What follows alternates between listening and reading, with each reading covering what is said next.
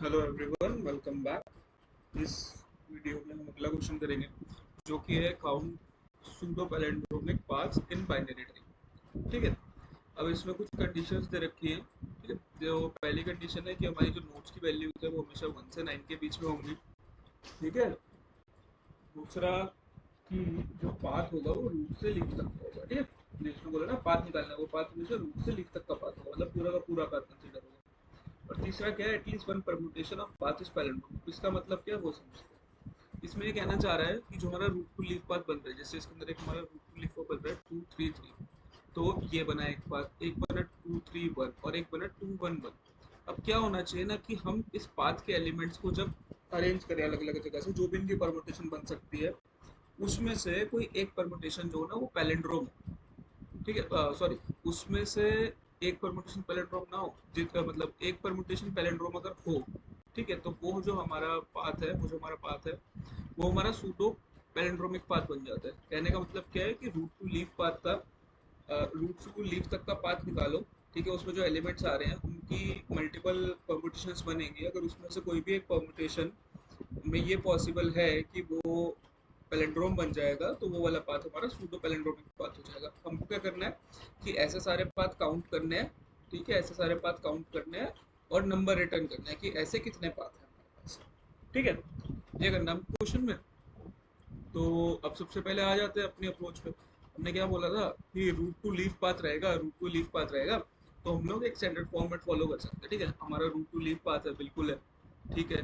तो अब मुझे क्या चाहिए कि रूट टू लीफ पाथ जो मेरे सूडो पैलिंड्रोमिक हो। ठीक है, तो मैं निकाल लेता हूँ रूट टू लीफ पाथ। मैंने एक ले लिया आंसर स्टोर करवाने के लिए और एक ले लिया एल आई, जिसमें मैं पास स्टोर कराता जाऊंगा। तो सिंपल सी अपनी अप्रोच जो चलती है उसी पे चलते हैं हम। क्या बनेगा, सबसे पहले एल आई के अंदर अपेंड करा दो। ठीक है, एल आई के अंदर अपेंड करा दो रूट डॉट फाइल को। ठीक है। और लीफ पे पहुंचेंगे तो पाथ कंप्लीट हो गया। पाथ कंप्लीट हो गया। यहाँ पे ना एक अलग से फंक्शन बना लो, चेक इफ सूडो पैलिंड्रोमिक अगर है।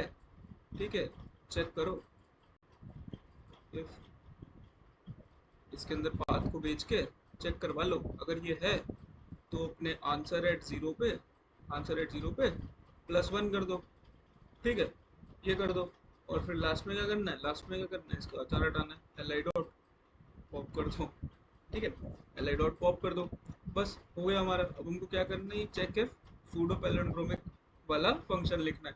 अब ये हम कैसे चेक कर सकते हैं। ठीक है, इस पे आते हैं एक फंक्शन बनाते हैं। ठीक है, एक फंक्शन बनाते हैं, इसका मैं नाम ही ऐसे लिख देता हूँ, चेक इफ सूडो पैलिंड्रोम। ठीक है, इसको एक लिस्ट मिल रही है। इस फंक्शन का काम क्या है कि लिस्ट इनपुट लो और आउटपुट दो ट्रू या फॉल्स में कि वो पैलिंड्रोम बना रहा है या नहीं।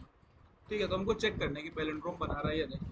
तो अब देखो एक सिंपल सी चीज सोचते हैं कि अगर हमारी एल आई की लेंथ इवन है। ठीक है, एल आई की लेंथ इवन है, तो इसका मतलब सारे एलिमेंट्स जो हैं वो इवन नंबर ऑफ टाइम होने चाहिए। मेरे कहने का मतलब क्या है कि जैसे मान लो ये है अपने पास।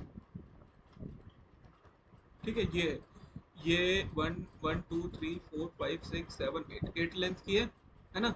और इसमें 1 कितनी बार आ रहा है, 4 बार। 2 कितनी बार आ रहा है, 2 बार। 3 कितनी बार आ रहा है, 2 बार। सारे एलिमेंट दो दो बार आ रहे हैं। मतलब इसका कोई एक ना एक ऐसा कॉम्बिनेशन होगा, जो कि हमारा पैलिंड्रोम बना रहा होगा। ठीक है, और अगर लेंथ ऑड है तब क्या रहेगा, 1 2 3 ठीक है। अब इसकी लेंथ कितनी है, 1 2 3 4 5 6 7, इसकी लेंथ है 7। तो इसमें देखो वन हमारा कितनी बार आ रहा है, वन हमारा कितनी बार आ रहा है, 1 2 1 8। ये एक सेकंड है ना, बस एग्जाम्पल देते, 1 1 गया, 2 2 गया, एक 2 और एक 1 और 1 हमारा आ रहा है 1 2 3 4 बार। 2 हमारा आ रहा है 4 बार। 3 हमारा आ रहा है 1 बार, है ना। तो इसका मतलब 2 हमारा सेंटर में आ जाएगा, बाकी सब एलिमेंट्स को अगल बगल, सॉरी, 3 हमारा सेंटर में आ जाएगा, बाकी सब एलिमेंट्स को अगल बगल अरेंज कर देंगे, तो वो हमारा पैलिंड्रोम बन जाएगा। मतलब क्या हुआ कि अगर लेंथ जो है हमारी एल आई की, वो अगर इवन है। ठीक है, वो अगर इवन है, तो सारे एलिमेंट्स की जो ऑकरेंस होनी चाहिए ना, वो भी इवन नंबर ऑफ टाइम्स होनी चाहिए। और अगर लेंथ जो है वो ऑड है, लेंथ जो है वो ऑड है, तो कोई एक element odd number of times हो सकता है, बाकी सारे एलिमेंट्स, बाकी सारे elements even number of time होने चाहिए, है ना। बाकी सारे एनी वन, कोई एक ऑड हो सकता है, बाकी सब इवन होने चाहिए, ठीक है। अपनी ये कंडीशन है, तो हमको क्या चाहिए, हमको क्या चाहिए, एलिमेंट्स की फ्रीक्वेंसी चाहिए, है ना, कि वो कितने बार आ रहे हैं। तो फ्रीक्वेंसी चाहिए तो हम क्या यूज कर सकते हैं, डिक्शनरी, ठीक है। तो मैं क्या करता हूँ, मैं एल आई को डिक्शनरी में कन्वर्ट करता हूँ। तो for I in L I, for I in L I, एक डिक्शनरी ले लेते हैं ऊपर, एक मिनट को ऐसे लिख लेते हैं इसके,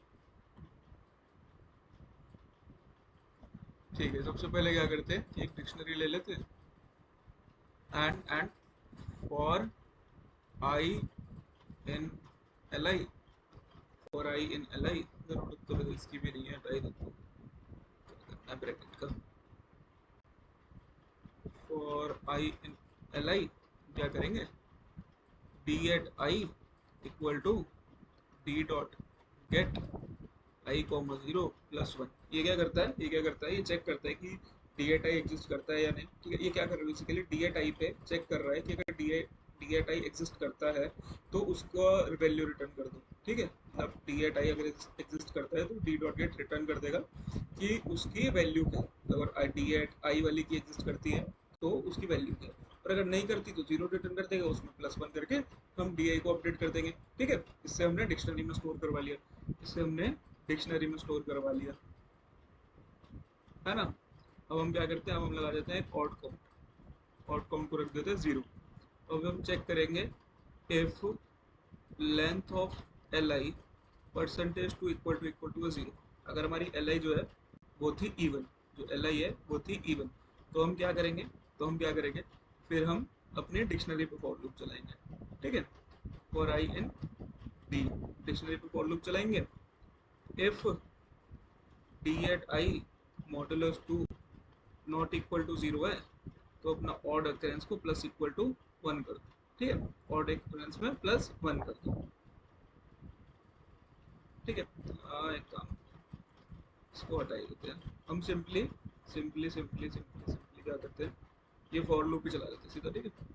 for I at D, if D at I modulus two not equal to zero, अगर वो ऑड है तो ऑड काउंट को प्लस वन कर दो, ठीक है।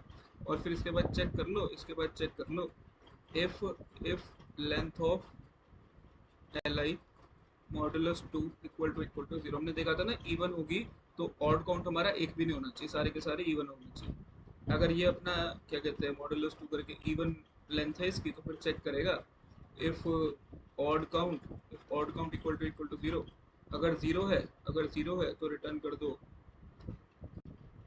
ट्रू, अगर जीरो नहीं है, अगर जीरो नहीं है तो यहाँ से तुम रिटर्न कर दो फॉल्स, है ना, यहाँ से रिटर्न कर दो फॉल्स। अब अगर एल आई की लेंथ इवन नहीं थी, मतलब ऑड है, तो एल्स में क्या बनेगा, एल्स में क्या बनेगा, एल्स में जाके चेक करेगा if odd count equal to है वन, हमने देखा था ना कि ऑड काउंट वाला एक ही होना चाहिए, ठीक है। तो रिटर्न कर दो ट्रू, नहीं तो एल्स रिटर्न कर दो फॉल्स, ठीक है।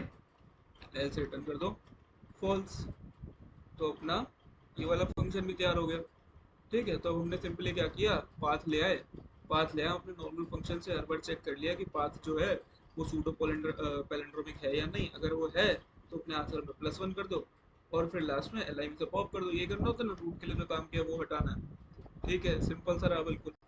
अभी अभी आते हैं इसकी टाइम कॉम्प्लेक्सिटी पे।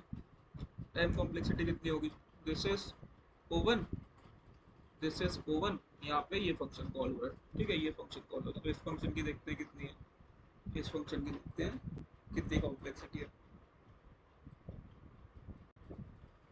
ठीक है। तो ये क्या करता है, एल आई पे फॉर लूप चलाता है, ठीक है। तो फॉर लूप की कितनी होती है, फॉर लूप होता है ओ एन, है ना। और यहाँ एक बार फिर से फॉर लूप चला रहा है, तो इसकी भी ओ एन, ठीक है। और तो कहीं नहीं हो रहा, और सब तो ओवन है। तो इसकी इफेक्टिव कॉम्प्लेक्सिटी कितनी आ गई, इस फंक्शन की इफेक्टिव कॉम्प्लेक्सिटी आ गई हमारे पास ओ एन, ठीक है। तो इसका मतलब यहाँ जो काम हो रहा है, यहाँ जो काम हो रहा है वो अपना क्या हो गया, ओ ऑफ एन हो गया, है ना।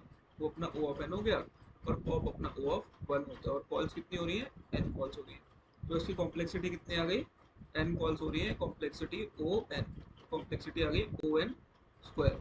अब ये एन हाइट के इक्वल होता है, इतनी बार कॉल होता है, उतनी बार कॉल होता है, वो सब चीज़ें तुम जाके मतलब कर सकते हो, एकदम एग्जैक्ट उस पर आ सकते हो, लेकिन इसका ऑर्डर जो है वो ऑर्डर टू की है।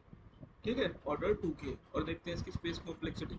ये तो इसकी निकल गई टाइम कॉम्प्लेक्सिटी। अब देखते हैं स्पेस कॉम्प्लेक्सिटी कितनी है। तो स्पेस कॉम्प्लेक्सिटी देखेंगे तो एक तो हमने एल आई यूज़ करा है, ठीक है, पूरे सॉल्यूशन के अंदर एक्स्ट्रा, और एक हमने डी यूज़ करा है एक्स्ट्रा।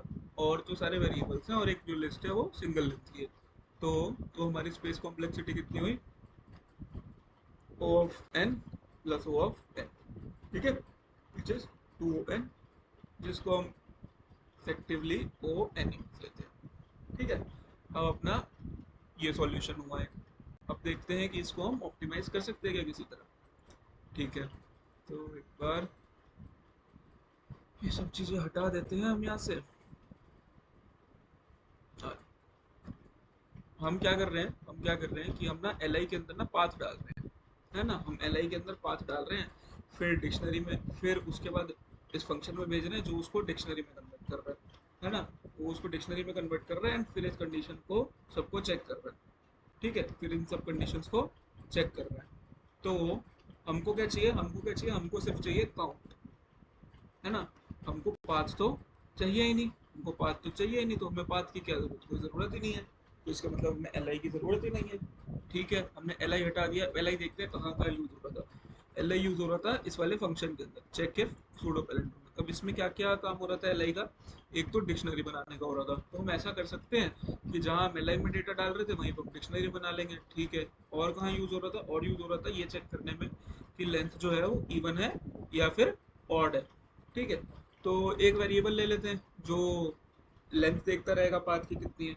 ठीक है, तो हमने क्या फिगर आउट किया, हमने क्या फिगर आउट किया कि हम एल आई और डी दो चीज़ें यूज हो रही हैं, एल आई को हटा सकते हैं, एल आई को हटा सकते हैं और बस डी को यूज़ कर सकते हैं, और साथ में ना एक लेंथ ले लेंगे, लेंथ पाथ की। ठीक है, एक वेरिएबल वो ले लेंगे लेंथ वाला। मतलब लेंथ निकालने के लिए हमको क्या करना पड़ता है वो भी हमने पीछे कहीं यूज़ किया है ये। तो तो देखते हैं क्या चेंजेस आएंगे। ठीक है, चेंजेस देखते हैं क्या क्या आएगा। सबसे पहले इसकी तो ज़रूरत ही नहीं है, हटा दो, मतलब ये भी नहीं होगा, ये भी नहीं होगा। फिर जब है ही नहीं तो पॉप भी क्यों करना, पॉप की भी ज़रूरत नहीं है। एक क्या चेंज आएगा, एक क्या चेंज आएगा कि ये जो हम एल आई भेज रहे थे, एल आई भेज रहे थे, इसकी जगह हमको एक वेरिएबल भेजना पड़ेगा। एक वेरिएबल भेजना पड़ेगा जिसमें लेंथ होगी बात की, उसका नाम मैं एल पी रख देता हूँ। ठीक है, जो कि ज़ीरो है, जो कि ज़ीरो है। अब मैं क्या करता हूँ, मैं क्या करता हूँ, मैं उसको रिकर्शन में भेज देता हूँ। मैं उसको रिकर्शन में भेज देता हूँ एल पी।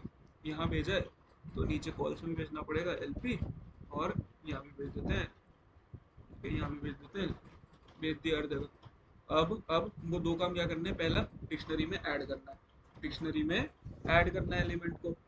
ठीक है, डिक्शनरी में ऐड करते हैं हम एलिमेंट को। वो कैसे ऐड होगा, सिंपल डी, अच्छा यहाँ डिक्शनरी में डिफाइन करनी पड़ेगी, यहीं पे डिफाइन कर लेता हूँ ऐसे करके। और इस एल आई की जगह, एल आई की जगह इस डिक्शनरी को भेजेंगे, एल आई की जगह हम डिक्शनरी को भेजेंगे। ठीक है, अब हमारे पास डिक्शनरी आ गई, लेंथ निकालने के लिए एक वेरिएबल आ गया। तो मैं हर बार क्या करूँगा, मैं चेक करूँगा D root dot val equal to D dot get, D dot get root dot val comma zero plus one. ठीक है, जो हमारी स्टेटमेंट यहाँ पे थी ना सेम, वही वाली स्टेटमेंट हमने यहाँ पे चला ली। और साथ में मैं क्या करूँगा, साथ में क्या करूँगा, एल पी को, एल पी को प्लस इक्वल टू वन कर दूंगा, है ना। एल पी को प्लस इक्वल टू वन कर दूंगा। ठीक है, ये हो गया अपना। अब जब लीफ पे पहुंचेंगे, जब लीफ पे पहुंचेंगे वहाँ हमें क्या करना होगा, वहाँ पे हमें क्या करना होगा, वहाँ पे हमको ये सारी चीज़ें करनी होगी। देखो वहाँ पे हमको ये सारी चीज़ें करनी होगी, यहाँ से लेके यहाँ तक वाली चीज़ें। ठीक है, करते हैं अब एक एक करके, एक एक करके करते हैं क्या क्या स्टेप्स फॉलो करने होंगे हमें। ठीक है, क्या क्या स्टेप्स फॉलो करने पड़ेंगे हमको यहाँ पे, उसको एनालाइज करते हैं। सबसे पहले हमको चेक करना पड़ेगा एक वेरिएबल ले लेता हूँ ऑड काउंट का 0, ऐसे ले रहे थे। फिर फॉर लूप चलाएंगे dictionary for I in D, ठीक है, for I in D if D at I modulus 2 equal to या 0, ठीक है। अगर ये है ऑड काउंट को कर देंगे प्लस इक्वल टू 1, ठीक है, ऑड काउंट को कर देंगे प्लस इक्वल टू 1, ठीक है। ये स्टेप हो गया हमारा। अब इसके बाद क्या करना होगा, इसके बाद हम क्या करते थे, हम चेक करते थे कि जो लिस्ट की लेंथ है वो इवन है या ऑड है। अभी वो किस में स्टोर है, एल पी में, एल पी में। तो मैं इसका कोड, एक सेकंड रुकना, तो इसका कोड ऐसा करते हैं, यही लाइन बना के लिख देता हूँ क्योंकि ऊपर नीचे लिखूंगा ना तो ऐसे ही कन्फ्यूजन होगी। यहाँ पे लिख देता हूँ इसके बाद का, ठीक है। क्या चेक करेंगे हम यहाँ पे, चेक करेंगे if L P modulus 2 equal to 0, अगर तो ये इवन है, अगर तो ये इवन है। और उसके बाद अगर if odd count equal to 0, अगर ये ऑड काउंट इक्वल टू 0 है तो हम ऐसा करेंगे, हम आंसर एट 0 को प्लस इक्वल टू 1 कर देंगे, नहीं तो हम कुछ नहीं करेंगे। पर अगर ये एल पी हमारा ऑड है, एल पी हमारा ऑड है, तब हम क्या करेंगे, फिर हम चेक करेंगे if odd count equal to 1 है, अगर ऑड रहा है तो सिर्फ मतलब ऑड लेंथ रही है हमारी हमारे पाथ की, तो उसके अंदर सिर्फ एक ही एलिमेंट होना चाहिए जिसकी occurrence odd number of times हो रही हो, है ना। वही चीज़ हमने यहाँ चेक कर ली। अगर ये है तो फिर आंसर एट 0 को प्लस इक्वल टू 1 कर देंगे, है ना। हो गया, हो गया। अब यहाँ पे इम्पैक्ट हटाना होता है, यहाँ पे इम्पैक्ट हटाना होता है। तो यहाँ हमने क्या किया था, यहाँ हमने क्या किया था, हमने डिक्शनरी के अंदर उस एलिमेंट को देखा था है कि नहीं। अगर है तो जो भी उसकी वैल्यू है वो गेट करवा के उसमें प्लस 1 कर दिया था, और नहीं है तो 0 कर दिया था। अब जब हम एंड में पहुंचे हैं, अब एंड में पहुंचे हैं तो हम रूट डॉट वैल को प्रोसेस करा के पहुंचे हैं, है ना। तो इसका मतलब रूट डॉट वैल तो उस डिक्शनरी में होगा जरूर। तो मैं सिंपली क्या कर सकता हूँ, सिंपली क्या कर सकता हूँ, मैं डिक्शनरी से रूट डॉट वैल की वैल्यू को D D at root dot val -1 कर देता हूँ, ठीक है, -1 कर देता हूँ। और एल पी को भी माइनस इक्वल टू 1 कर देता हूँ, ठीक है। और फटाफट इसकी स्पेस कॉम्प्लेक्सिटी टाइम कॉम्प्लेक्सिटी का एनालिसिस करते हैं, ठीक है। तो अभी एक्स्ट्रा स्पेस क्या यूज़ हो रहा है, ये डिक्शनरी, इसके अलावा ये वेरिएबल हो रहा है, और आंसर की तो सिंगल अरे है, ये कांस्टेंट है। तो मैं यहाँ से ये निकाल सकता हूँ कि स्पेस कॉम्प्लेक्सिटी में तो एक सिर्फ डिक्शनरी यूज़ हो रही है, ओ एन आ गया, ठीक है। और एक चीज़ और हो रही है, उस हेल्प मैंने लास्ट में मिस कर दी, रिकर्शन स्टैक, ठीक है। ये हमारी रिकर्शन स्टैक, ठीक है, लास्ट में जो हो रही थी उसमें रिकर्शन स्टैक मिस कर दी थी। तो इन दोनों को मिलाकर ऑर्डर हो गया ओ ऑफ एन, ठीक है। तो आगे आते हैं फिर क्या हो रहा है, ये ओ वन ऐड करना, सब करना ओ वन, ठीक है। यहाँ पे चल रहा है फॉर लूप, यहाँ पे चल रहा है फॉर लूप डिक्शनरी के अंदर। तो ये कितना है अपना ओ एन ऑर्डर का, ठीक है, ओ एन ऑर्डर का। और नंबर ऑफ कॉल्स कितनी हो रही है, एन। और ये दोनों ऑपरेशन भी होते हैं ओ वन के, ठीक है। डिक्शनरी में सर्चिंग वगैरह ओ वन होती है, ठीक है। तो इसकी टाइम कॉम्प्लेक्सिटी कितनी आई, इसकी टाइम कॉम्प्लेक्सिटी कितनी आई, इस कॉम्प्लेक्सिटी लिख देना ऊपर। टाइम कॉम्प्लेक्सिटी अपना, एक फॉर लूप चल रहा है, एन टाइम्स ऑपरेशन हो रहा है, ठीक है। तो कॉम्प्लेक्सिटी कितनी हुई इसकी भी, ओ एन स्क्वायर ही हुई, ठीक है। तो इसमें हमने क्या क्या रिड्यूस किया, क्या क्या रिड्यूस किया, देखो पिछले क्वेश्चन में एक तो 2 फॉर लूप चल रहे थे, है ना। अभी हमने क्या कर दिया, पिछले पिछले सॉल्यूशन में और इस सॉल्यूशन में कंपेयर करते हैं। पिछले सॉल्यूशन में क्या हो रहा था, 2 फॉर लूप चल रहे थे, अभी हम एक फॉर लूप पे ले आए। और पिछले क्वेश्चन में 2 स्पेसेस यूज हो रहे थे, 2 स्पेस यूज हो रहे थे, एक लिस्ट और एक डिक्शनरी। अभी हमने क्या किया, एक स्पेस पे ले आए, ठीक है, जिसमें सिर्फ डिक्शनरी यूज हो रही है, ठीक है। एक तो हमने ये कम कर दिया, एक फॉर लूप पे ले आए, और दूसरा ये कम कर दिया। अभी अगली वीडियो में और देखेंगे इसको कैसे ऑप्टिमाइज कर सकते हैं, और उसके बाद जब अपना फाइनल सॉल्यूशन